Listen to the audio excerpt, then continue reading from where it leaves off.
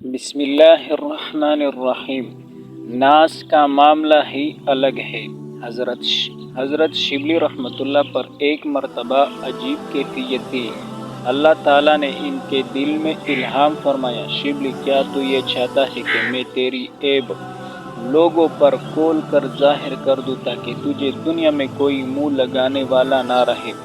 وہ بھی ذرا ناز کے موڈ میں تھے، لہٰذا جب الہام ہوا تو وہ اسی وقت اللہ رب العزت کے حضور کہنے لگے، اللہ کیا آپ چاہتے ہیں کہ میں آپ کی رحمت کھول کھول کر لوگوں پر ظاہر کر دوں تاکہ آپ کو دنیا میں سجدہ کرنے والا نہ رہے؟ جیسے ہی یہ بات کہی اوپر سے الہام ہوا، شبلی نہ تو میری بات کہنا اور نہ میں تیری بات کہتا ہوں۔ سوچئے تو صحیح کہ نسبت کی وجہ سے اللہ تعالیٰ اپنے محبوب بندوں کے ساتھ کس طرح راز و نیاز اور محبت و شفقت کی باتیں کرتے ہیں۔